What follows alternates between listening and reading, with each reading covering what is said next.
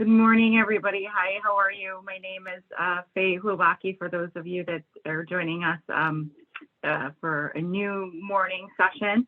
I'm a psychologist at the University of Chicago. I work with cancer patients, do lots of research and education, and also with oncology staff. So great to be with you, and I'm a longtime family member of Gilda's, so really great to be with all of you. Honor and a pleasure. So this is our week 3 of the mindfulness-based stress reduction for cancer recovery, particularly looking at cognitive thoughts. We'll just we'll probably review and check in on your week of practice at the end. We'll shift a little bit so that we can stop the recording at the end.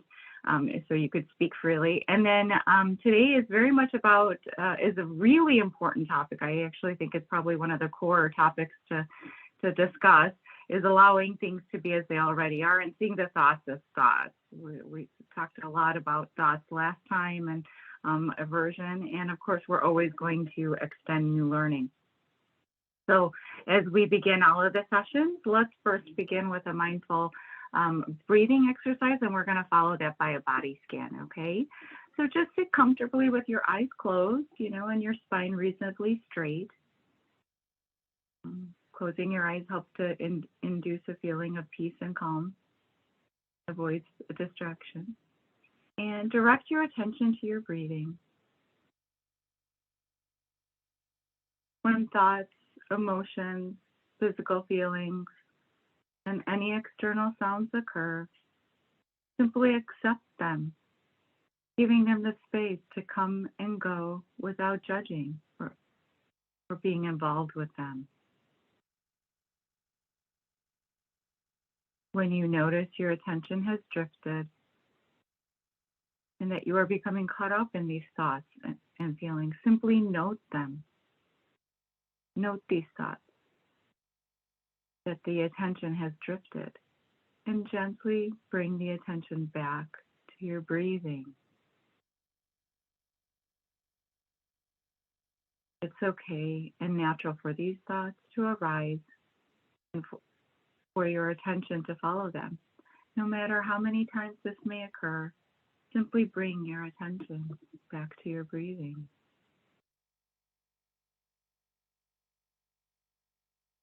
And now notice where your body is seated, wherever you're seated, feeling the weight of the chair.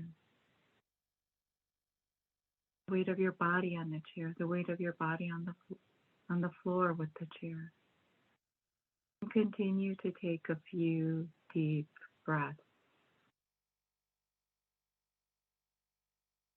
And as you take a deep breath, bring in more oxygen, enlivening the body.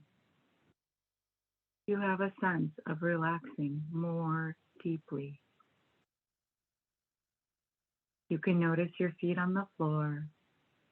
Note the sensations of your feet on the floor, the weight and pressure, vibration and heat.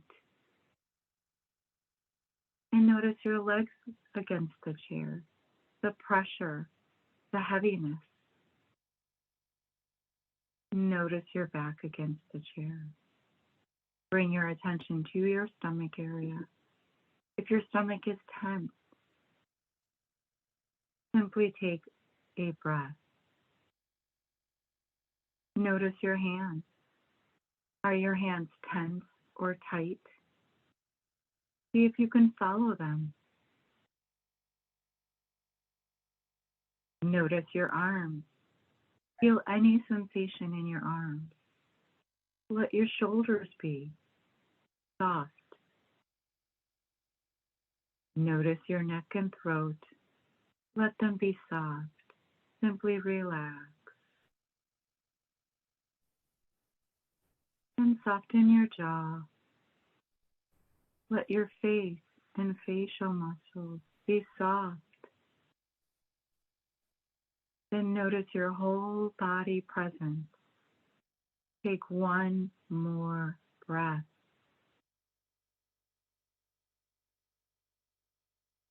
And be aware of your whole body as best as you can.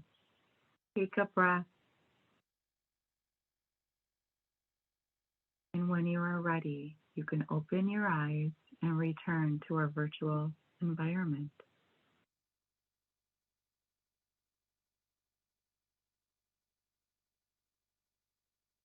So again, I will check in on the challenges that you faced at the end. Just a reminder that challenges are very common when we begin mindful practice. And this is highlighted more, this becomes illuminated, but the challenges are easier to overcome more and more you address it with the body scan and the mindful breathing. It really takes time and a bit of practice, but perseverance is really key. So allowing things as they are today is the first topic. Recognizing, and especially in the cancer experience, that unpleasant feelings are part and really a parcel of life, right? And then themselves, they can be quite challenging. And whether or not these feelings cause us further problems depends on how we respond to them. So if we react to these unpleasant feelings with aversion, they'll most likely will soon be stuck once more in unhappiness and stress and in depression. And the important part of this mindfulness-based cognitive course specifically that we're looking at, and you'll receive the materials by Teasdale, Williams, and Siegel later this week. It really invites us to explore another possibility, right? To discover the awareness that there's a different, more skillful way to respond to difficulty and unpleasantry in life, a way that really offers a path of freedom, non-judgmental freedom, and kindness as well.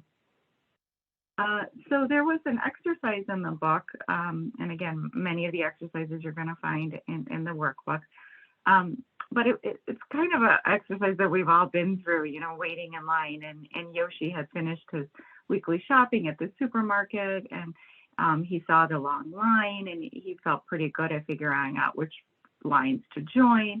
He got into one that didn't seem too long, others it kept shifting. He only had a few items to buy. He thought he could get in and out.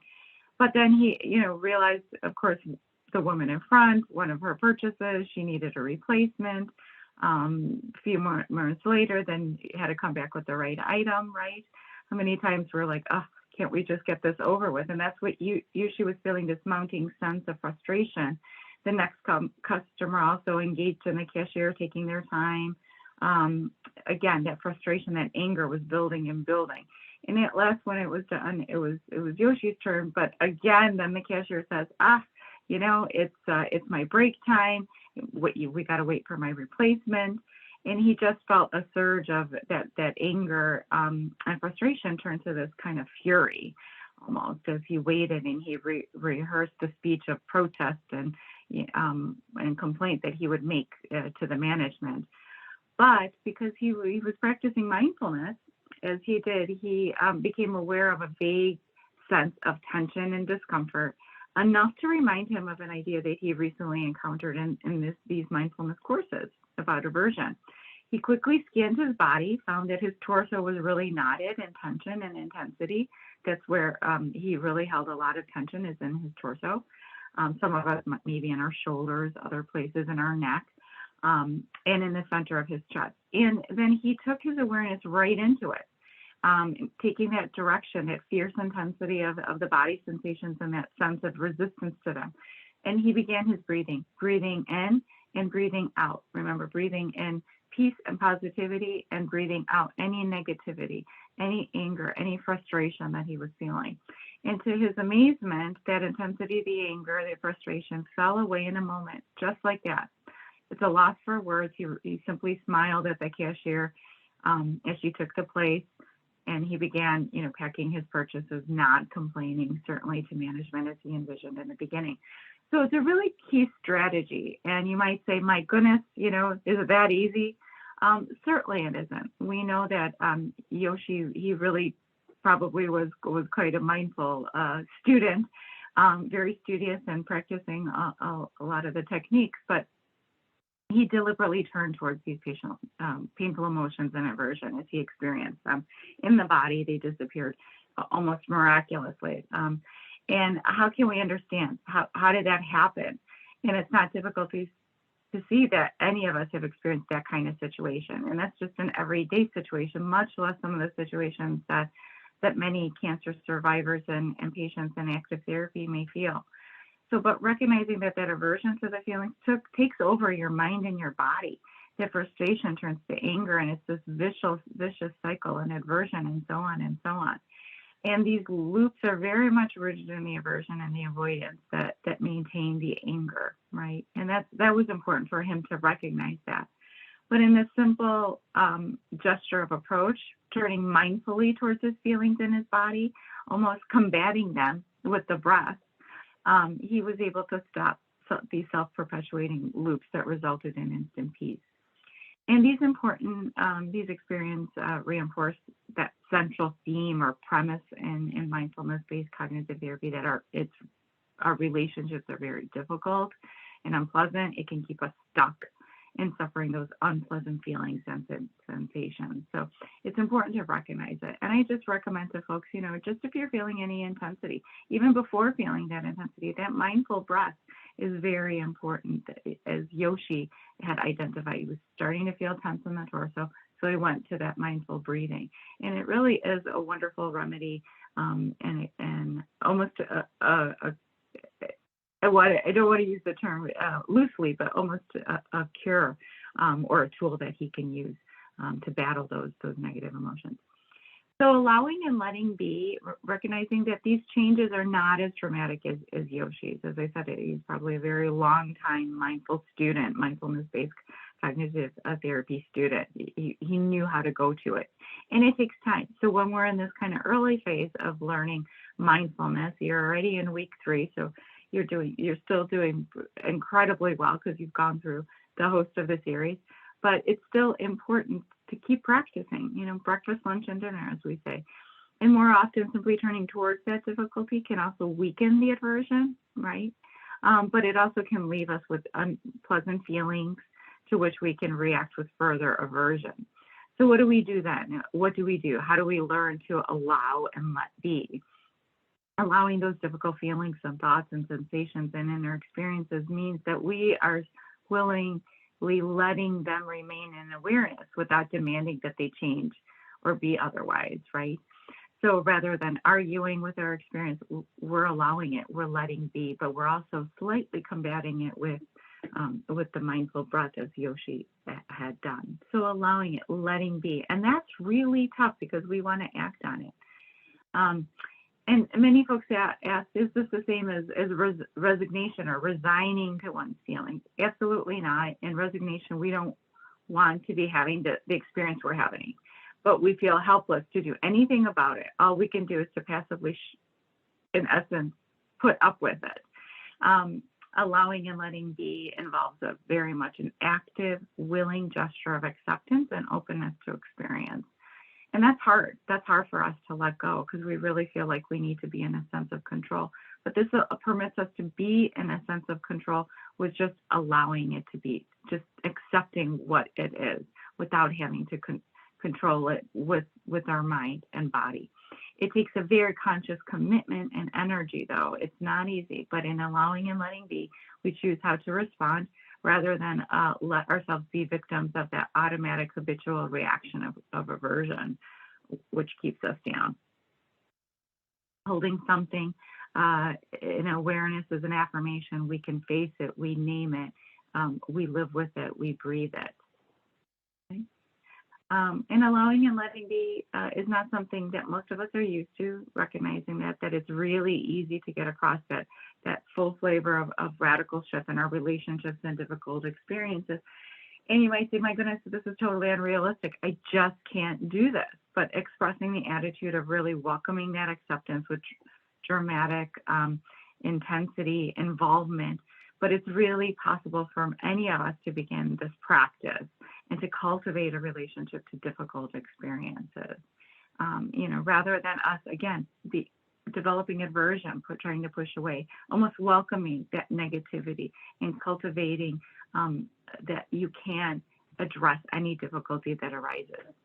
So you can certainly check this out for yourself. We're going to start right now with the practice, especially this next week. So many folks ask, how do I treat the visitors to my mind honorably? So as best as you can, you treat all experience with respect.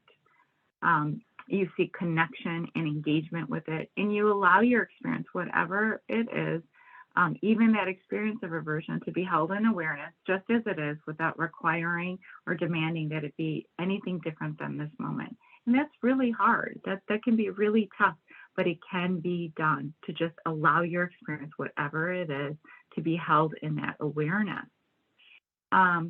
Some folks say, gosh, someone in my life right now is causing lots of problems for me. How can I be expected to allow this? And it's really important, as the mindfulness gurus tell us, that it's really important to understand that we're talking about allowing our own feelings, not allowing any treatment imposed upon us by others.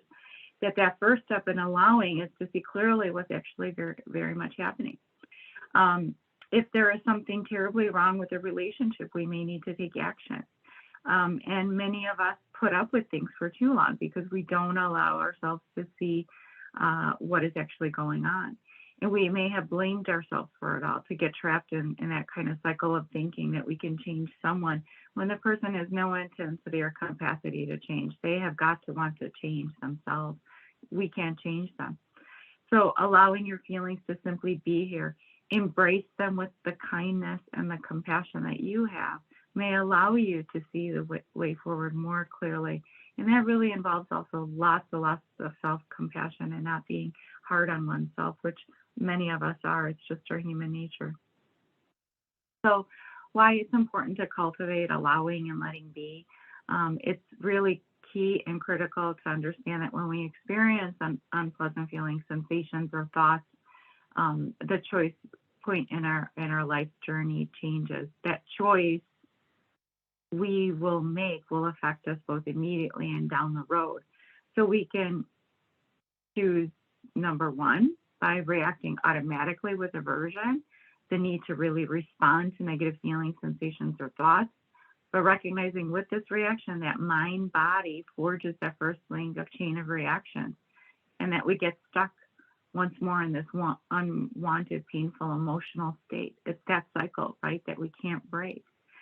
But choice two is, just as we can, is if we consciously embody that intention to the negative feelings and sensations and thoughts that here, then we're more able to deal or cope with them. And if we take this path, if we take this journey, we can take a significant and powerful step to incline the mind's direction. We shift our basic stance of one not wanting to one of doing and allowing, which allows that chain of habitual automatic reactions to be broken in that first line. So it really breaks that cycle. And many might ask, why is it important to cultivate, again, allowing and letting be? That experience then unfolds in new directions. We're less likely to get mirrored in that self-blame of depression, anxiety, anger, the exhaustion and stress. We hold unpleasant experiences in our awareness without that immediate knee-jerk reaction of aversion dissolves. Right then and there, that suffering that's caused by that struggle to get rid of them ends. And it shifts our basic perspective of experience of wanting to one another, to allow that change of automatic reactions at the very start. So it also gives us a chance to explore for ourselves two of the truths of meditation traditions that are said to apply to every single experience in life, no matter what we practice. That one, all unpleasant feelings pass of their own accord if we do not force them. And two, that there is this kind of contentment that we can cultivate even in the presence of unpleasant feelings. So the sitting meditation, which we practiced last week, we did 1 minute sitting meditation. We're going to, this is specific and tailored to the sitting meditation to working with difficulties, okay? But let me introduce you before we just go into the meditation. So we try to let go of the struggle of trying to make things be different. We need to really go through 3 steps to cultivate this allowing and letting be. So step 1, we will deliberately and intentionally take your awareness to wherever the sensations take you related to that unpleasant experience, where they're most intense. Even if it's the most obvious features of the difficulty are these negative thoughts, When you look carefully, you'll find somewhere in the body that the sensations have a felt connection to that experience, okay? Number 2, bring a gentle, kindly awareness of how you're relating to this bodily experience. Is there any sense of contraction, of any pushing away, of not wanting? Can that reaction of aversion in that body exist, right? Think about it when we have that knee, maybe that locked up knee, and you kind of want to push it away. Isn't there something somewhere in that body, in your body, maybe your hips saying or your neck saying, no, I want that release of tension? That's what we're gonna try to notice in step 2. Step 3, as best as you can, continue to bring in an interested, friendly awareness of bodily sensations connected to that difficult experience and aversion. Allow them to be here. As you hold those sensations in awareness, investigate with gentle curiosity, simply staying connected to the experience as you let it be here. So that was a lot of jargon, so let's try to practice this, okay? Again, no judgments, but we're going to just try to do this sitting mindful meditation, working with our difficulties as best as we can by settling in our seat, taking a seat if necessary. If you're standing, that's okay too. The thing is to feel where your body is touching the seat, touching the floor or the body. Sense where your bottom is touching the seat.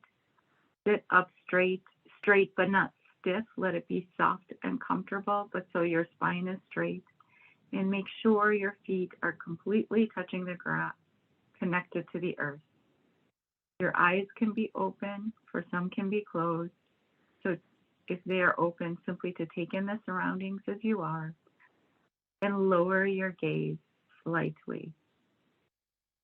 And now we will connect with our breath. We will pay attention to the breath as it goes out, to take in the awareness to wherever in the body the sensations related to this experience are most intense. You will usually find somewhere in the body where those sensations that have felt a connection to this experience. Bring a gentle, kind awareness of how you are relating to the body to that experience. Any form of contraction, pushing away, not wanting.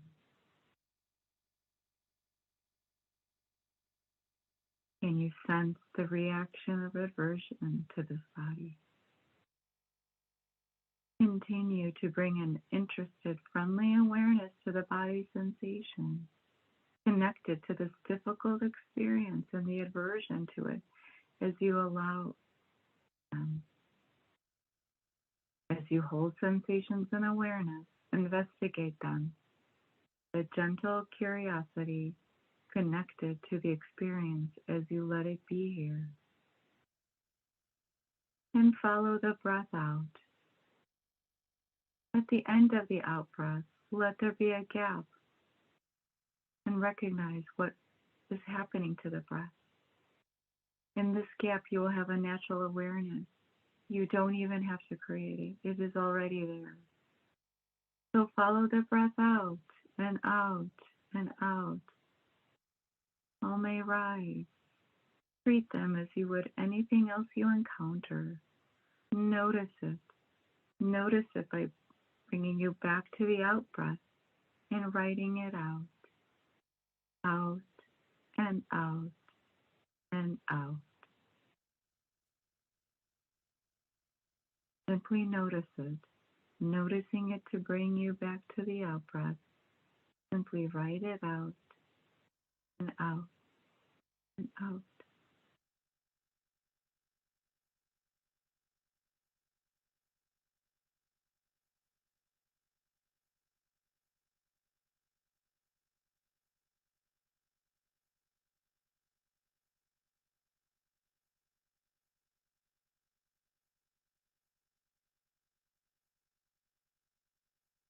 And when you are ready, you can return to our virtual environment.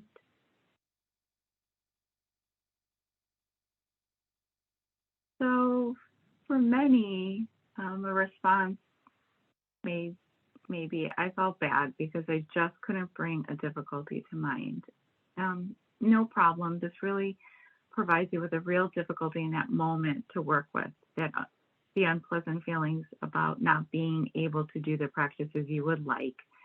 The difficulty used for this practice can be something quite small. A sense of unease would simply be fine. Recognizing the fact it's tough to sometimes do this in groups, try this at home again. Doing it alone. The most important that you simply return to the practice, even if you feel that you couldn't bring that difficulty to mind. Constant practice and exercise is important. And for some, they may say, a very old and familiar difficulty came up. I just felt so angry with it all, for all the suffering it has caused with myself, for not sorting it out before. And at these times, you may find it helpful to remind yourself that kindness is very much the foundation of MBCT. Kindness to yourself means being gentle, perhaps saying to yourself that it's okay not to like these feelings. It's okay to want them around you. And it's okay to also not want them around you as well. But recognizing that kindness is important, that it's arising, that it's a moment by moment, and it's saying, okay, you are here. Okay, you are here, no matter what. And let me allow you to be here, even though I don't like you, is another response that kindness is giving us. We move close. We open the guest house for what we fear, and we roll out kindness to the red carpet for kindness specifically. And some of you might say, it just didn't work. Those unpleasant feelings just didn't go away. That's perfectly okay. Again, I repeat, that's perfectly okay. We sometimes are our own worst critic. Let us not beat up ourselves. It's very helpful to remember that, odd as it may seem, we're not actually changing the feelings themselves, right? The intention is to soften to the way they are held in our awareness, right? To that relationship of that aversion, that cycle. That's what makes us suffer and stuck in emotional distress. I'm going to repeat this because it's really, really key. That intention is to simply soften the way that the feelings are held in awareness and to the relationship aversion. That makes us suffer. That makes us stuck in emotional distress, right? We're not changing the feelings. We're softening them.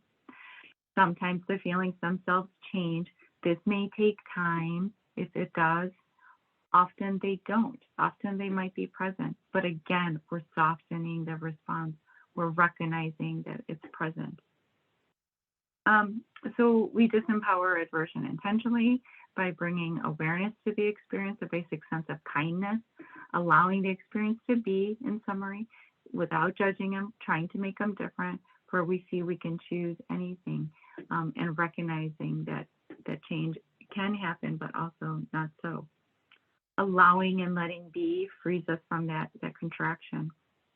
It creates a space where that difficulty can be held more with less struggle. And very often letting be will not immediately remove that original unpleasant feeling. Remember, it's about tackling the feelings that we have and softening the experience and our awareness to it. So our work for this week will involve 2 types of breathing exercises. It's the regular, so if you recall, every week you take a breathing space 3 times a day. Remember, breakfast, lunch, and dinner. I always say morning, midday, or night at the times that you have that you can. Maybe you do it when you go to the hospital to see the doctor, when you're receiving chemotherapy. The 3-minute breathing space is most helpful at those times. But see if you can do it without any help from any of the audio, from any of these PowerPoints, from any of the audio that you're going to receive. Just try to do it. Practice with the audio, and then the next one, try to practice yourself immediately afterwards. That's the best way to do it. And then the next one will be a 3-minute breathing space, but something that's called responsive with added instruction. It may sound very difficult, but it's just in addition to this planned regular breathing that we're doing.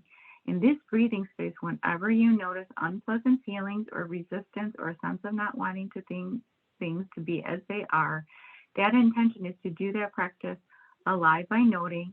You can always put it on your smartphone or on on a card that you carry with you, some little post-it note maybe, each time you take a responsive space, even if it's only very brief.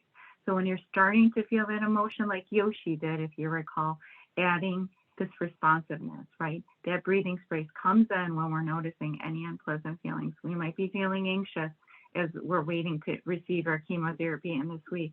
That's the time to do this responsive space, right? Whenever we're feeling tough emotions, okay? So this breathing space, this extended responsive breathing space, remember, we've been practicing that breathing space regularly, 3 times a day, whenever we need it. Whenever you feel trouble in mind or body, at times where there's difficulty with mind or bodies, such as in the cancer setting, that first step is always to take that breathing space. And here's a little extra guidance. The yellow was for me to really highlight the important parts for you, but the practice will help alone. So number 1, in our awareness, you've already practiced bringing that focus of awareness to your inner experience and noticing what's happening with your thoughts, feelings, and bodily sensations. You're now an expert at this after these few weeks of this course. But now you're going to find it very helpful to describe and identify what's arising, to simply put the experiences into words, such as saying in your mind, a feeling of anger is arising. Self-critical thoughts are here. I'm being too tough on myself, right? That's what this awareness is going to be, this new expanded, extended awareness. Number 2, we're going to redirect our attention. So if you recall, as that expert mindful student, you've already practiced gently redirecting your full attention to the breath, allowing that breath in all the way it is and all the way it is out. In addition, you're going to explore noting at the back of your mind, I'm breathing in and breathing out. Or if you're more comfortable with counting breaths from 1 to 5 and then starting over, such as inhaling 1, exhaling 1, inhaling 2, exhaling 2. It depends on your comfort level. Breathing in and breathing out, it tends to be the most simplest of these exercises, but for folks that want a more expanded version, and trying to count the breaths might be a bit more of a practice for you. And then number 3, we're expanding the attention. So you've already practiced allowing that attention to expand to the whole body, becoming aware of our posture, our facial expressions, our whole bodily expressions, holding all that awareness and the sensations in our bodies just as they are. But now, if you choose, you can extend this step, especially if there's any sense of discomfort, tension, or resistance. If these sensations are present, you simply bring your awareness to them by breathing into them on the in-breath and breathing out the sensation, softening and opening with the out-breath. Saying to yourself on that out-breath, it's okay, whatever it is, it's already here, let me feel it. I'm going to repeat. It's very important for you on the out-breath simply to repeat to yourself, it's okay, whatever it is, it's already here, let me feel it. And then as best as you can, bringing this expanded awareness to the next moment of your difficulties. In cultivating a relationship, we've really focused on the basic of mindfulness and how can it help us with the cancer experience. But maybe we can look at some specific physical symptoms that we experience in the cancer journey. And that being cultivating a relationship of allowing or letting be to unwanted physical pain. And the workbook is a great example about Lexi. Lexi, not a cancer patient, but it had an accident that resulted in severe back pain, which left her so debilitated and so much pain that she had to take a year off from college to recover. And here's her quote, I eventually went back to studies, but had to continue to take high doses of medication to manage the pain. This spring, I enrolled in an 8-week mindfulness course, which really transformed my life. It's helped bring awareness of my whole body. And through this awareness, I was better able to cope with the pain. It taught me not to ignore the pain, but to accept its presence, which can have less of an impact on my thoughts, on my feelings. And my activities, which began to have a different relationship to my pain, to view it in a very new way. And it also helped me to improve my posture. At the end of the course, I have for the first time felt able to come off the medication and instead replace it with the simple meditation practices and techniques I've learned, which are easily adaptable to everyday life. So this surely sounds like a success story, something we might hear in a commercial and an infomercial, and maybe we won't even reach that level of success that Lexi feels as a result, because certainly we know back pain is very different to cancer-related pain. But it's an important example to recognize that mindfulness is, if it doesn't say cure the pain, it helps you cope with the pain better, more effectively, right? And we do that by not ignoring what that pain is, accepting its presence to a certain extent, right? Not focusing it as much. If we accept it, we're less able, remember, to break that cycle of aversion. It won't be then that constant in our lives that encompasses every minute of the day. Certainly you're going to feel it here, more and there, but this is meant to be a way for you to cope and have a very different relationship to the pain, okay? So, another side effect or symptom of the cancer experience, we know, according to the National Cancer Institute, up to half of the cancer patients have trouble sleeping. Insomnia is the most common sleep disturbance, affecting up to 80% of patients that are either in active therapy and also in long-term survivorship. We know that chemotherapy very much disrupts the sleep-wake cycle, as well as the cancer itself. The cytokines, all the proteins in our body, and that some of those inflammatory markers that we have in our body, if they're too elevated, that can really disrupt our sleep cycle. And that, so recognizing there's lots of reasons why cancer patients and survivors experience insomnia. We know also that emotional distress, the side effects from medication and pain also contribute to this difficulty of falling asleep. But, insomnia is not a mere inconvenience. We know that getting adequate deep sleep lowers the stress hormones like cortisol.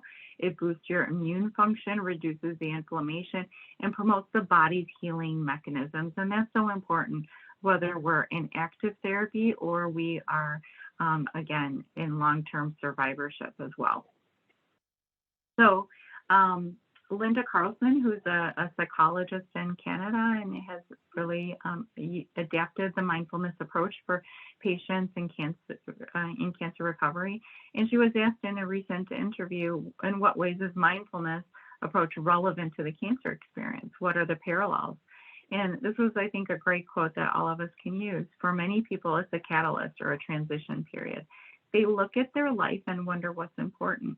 What are my values? What does an authentic life look like? What can bring me meaning and purpose? Right? And that's what mindfulness does.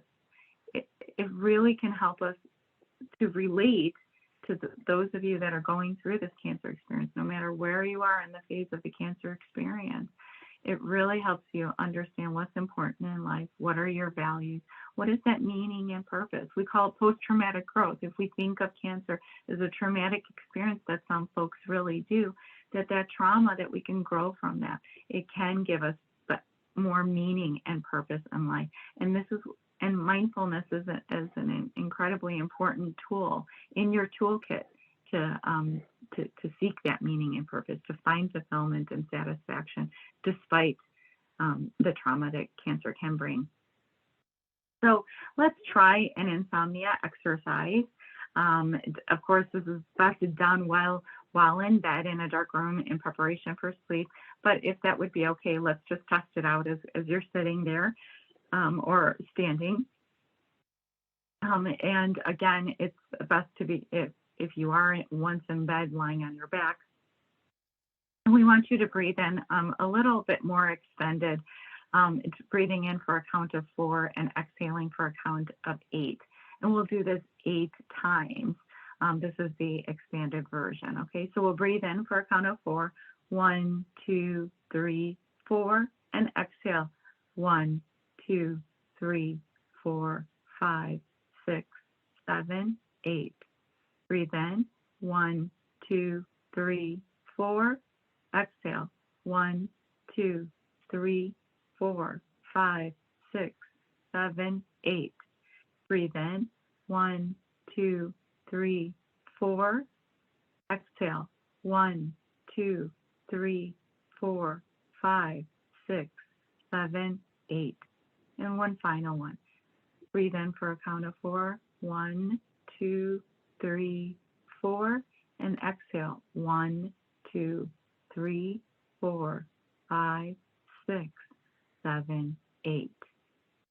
And you would turn to your left side, again, breathing in for 4. 1, 2, 3, 4.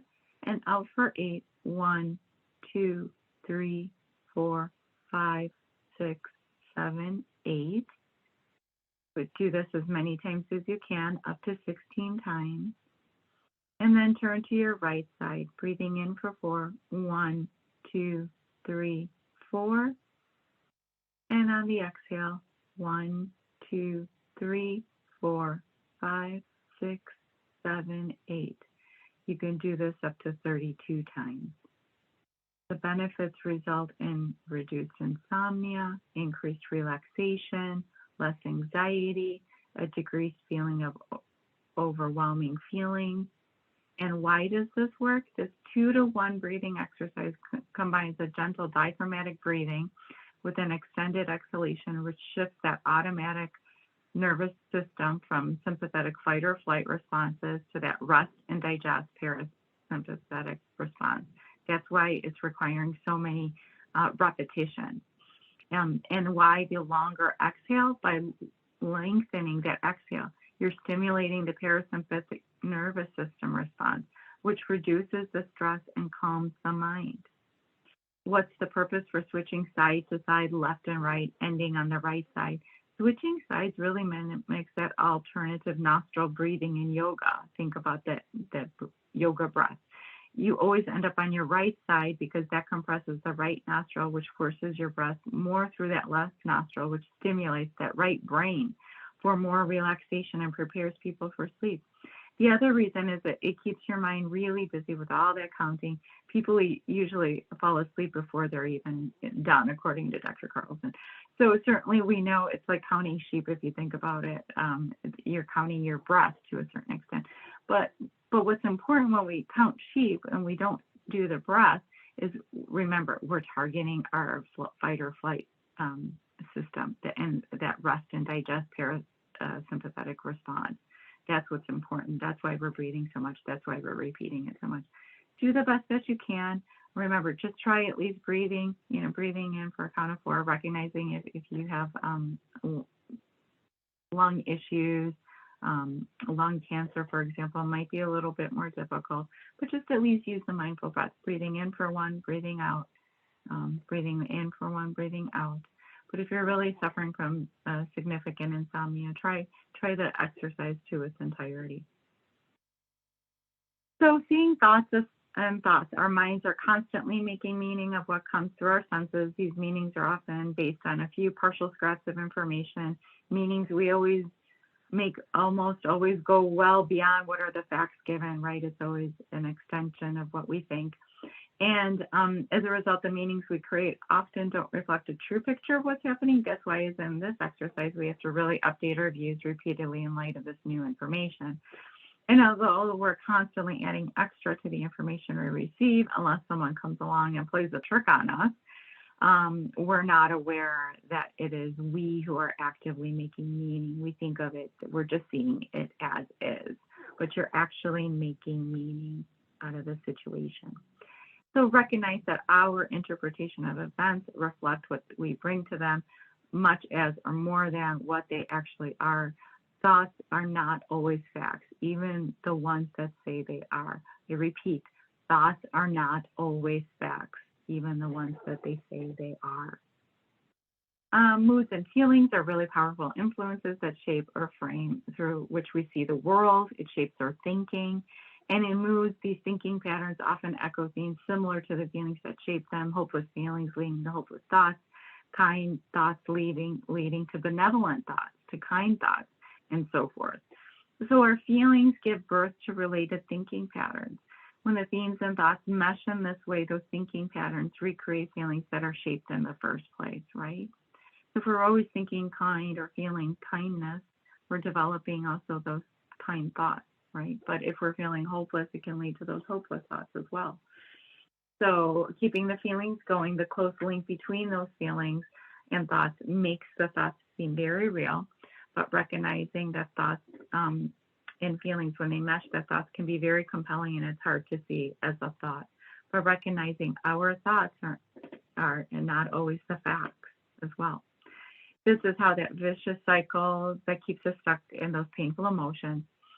So you might ask, okay, if I understand things this way, what follows? What do I have to do? One way or another, we have to relieve ourselves from the grip of our frame of mind or our thoughts. Our thoughts are a good place to start, recognizing the themes, the clues that what's going on deeper in the mind. And after I've recognized that they're around. And the crucial thing is to learn a new relationship to thoughts, to relate to the thoughts, the mental events that arise and pass away in the mind rather than the truth of how really it is. And that way you can release the mind and body from the grip of the thoughts and the loops that keep you trapped in emotional pain. Okay? And mindfulness invites us to see these thoughts as part of a whole package. We focus directly on the feeling that gives birth to the thought, right? Simply than really getting tangled up in the thoughts in themselves, which is the easiest part. And mindfully, gently, we investigate, what am I feeling in this moment? What am I feeling in this moment? Make thoughts primary focus of your attention. Just as with sounds, you focus awareness on whatever sounds arise. Whatever arises develops and pass away. So now, as best as you can, you bring awareness, thoughts that rise to your mind in just the same way. Images or metaphors can help. You might bring awareness to the thoughts. If you recall, for those that were with us last week, Ross talked about, it's like the floating, it's like clouds in the sky. Well, here are a couple of other ways to bring awareness to thoughts, right? As if they were projected on the screen in a movie theater. You're simply sitting and watching the screen, waiting for a thought or an image to rise. When it does, you pay attention to it. So as long as it's there on the screen, and then you let it go once the screen passes or is flipped. As if they come into an empty stage and exit through the opposite window. As if the mind is a vast, spacious sky and thoughts are clouds or birds through that sky. The Ross example. And as if thoughts are leaves moving on a stream carried by the current. That's kind of the famous mindful example, right? Of that your thoughts are simply leaves moving on a stream and they're carried by that current. And worries about a meeting with the boss tomorrow, for example, can keep you forced in the mind. I can keep labeling them as thinking and coming back to the breath, or I can just keep coming out. And it's well done for persisting in a way. You might find it helpful to remember emotionally charged thoughts. They're just the visible tip of the iceberg, emotional packages, the bulk of the berg, the body sensations are emerged. Many people find the general rule helpful when emotion-related thoughts are around. You acknowledge the thoughts, then drop them down to the body to the full awareness of the sensations and feelings that give birth to the thoughts. And mindfulness invites us to see thoughts as part of that whole package, right? We're directly acting on the feeling that gives birth to that thought rather than getting involved in the thoughts themselves. Mindfully, gently, we investigate, what am I feeling in this moment? What am I feeling in this moment? And weeks later, you may find that you're surprised. I surprised myself. Streams of worries and self-critical thoughts were cascading through my mind as usual. But a corner of my mind remembered I could look at the thoughts. Then I became interested in them rather than sweeping them under the cover, under the rug, so to speak. And that's absolutely wonderful. That's the crucial shift in perspective that the practice asks. Mindfulness gives us another place to stand. When thoughts and feelings seem like a huge torrent, it simply feels like we're being hurled down. That force in nature, we move to stand behind that waterfall. We watch our thoughts and feelings cascade past. We are very close. You feel them, but they are not you. You feel them, but they are not you. And kindness is such a crucial element in mindfulness. As always, kindness is that foundation of skillful practice. Kindness to our thoughts means gently reminding yourself that thoughts are not the enemy, allowing them to be here, holding them in a friendly, interested awareness. And kindness to yourself means allowing yourself to be just as you already are in this moment.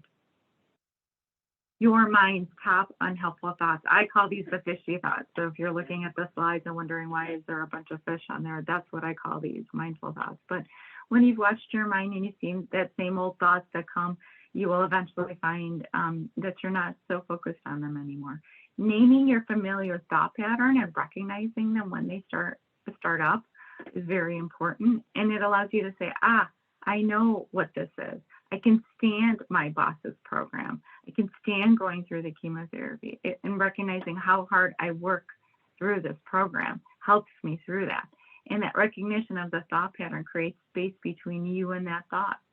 And eventually you may see these familiar patterns clearly. They will no longer persist and dominate your life.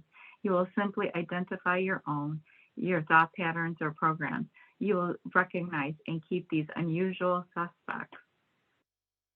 And it's really important to set up an early warning system. We recognize that these skills were developed to understand and empower people who've been depressed to take action and avoid that deeply mirrored in depression again. Many people find it helpful to recognize the earliest signs that tell them they're getting burned out, overstressed, or anxious. So even if depression isn't the main problem, you may find this helpful. Your actions will be most effective if you can respond to these signs that your mood is worsening. That very first step in preparing an early warning system is to identify the warning signs, sometimes called your relapse signature. And it tells us the signs that your mood is beginning to spiral down. If left unchecked, will get you stuck once more in depression or some painful emotion. Example of sinking mood, the early warning symptoms. Here are some of the signals of sinking mood that lots of previous participants have told us. What are your own signals of depression or unwanted mood that try to take hold? Think back to your past experience as best as you can. Recall those patterns if you've already had that warning and then often other people may be aware of the changes long before you even register or process them.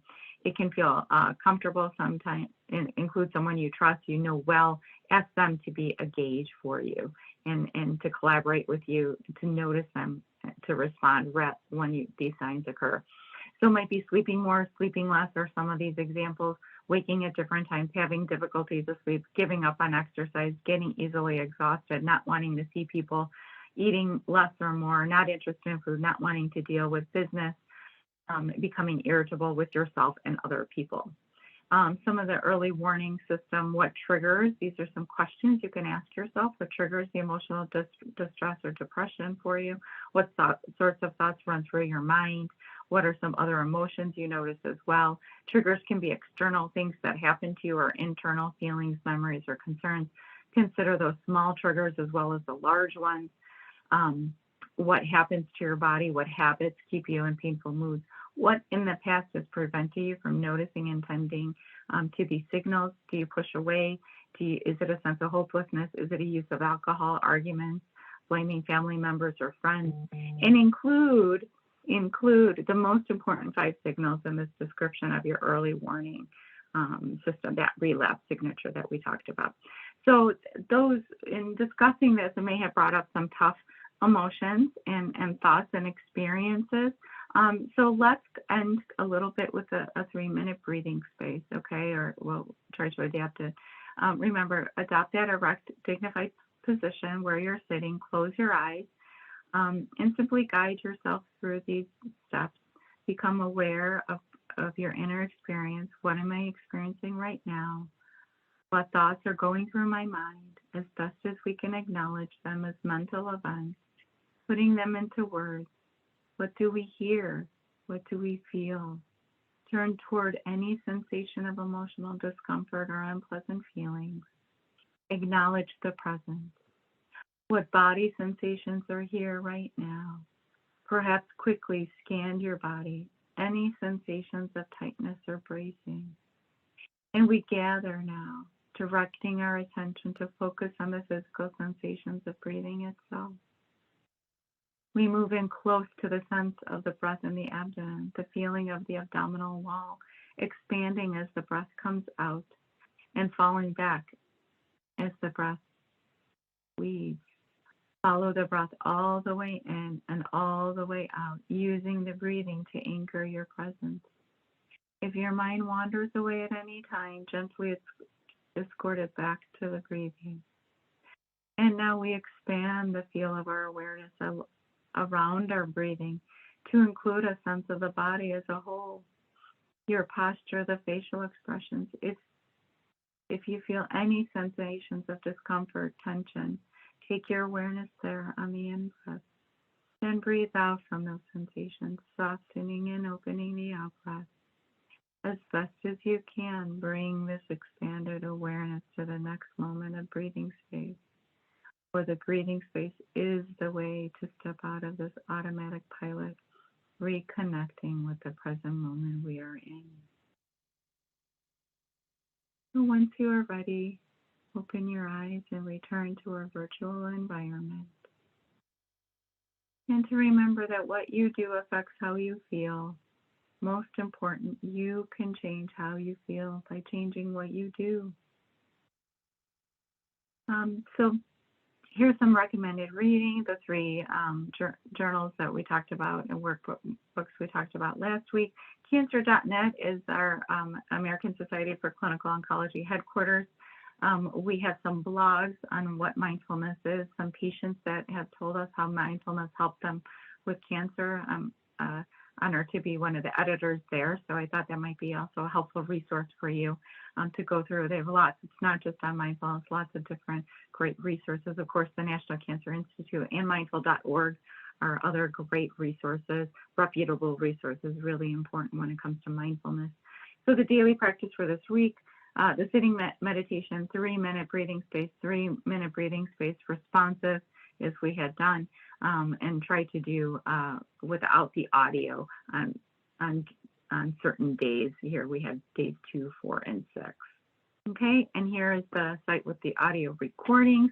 My old mentor, Dr. Sears's website, and some meditation apps that Beth Deacon Israel Cancer Center had posted on their website that I've referred for folks before. Headspace, Stop, Think, and Breathe, UCLA, Mindfulness, for example, Virtual Hope Box. Sometimes folks want to, after you've used some of the practices, you like to maybe try some novel ones, and that's what these mindfulness apps are for. And that is it. You know, we ran through that, and it was a lot more talking this time than probably meditating, but allowing be and letting our thoughts be thoughts are truly two very important techniques in mindfulness. So thank you very much. Any thoughts or questions? I think probably we can stop recording now.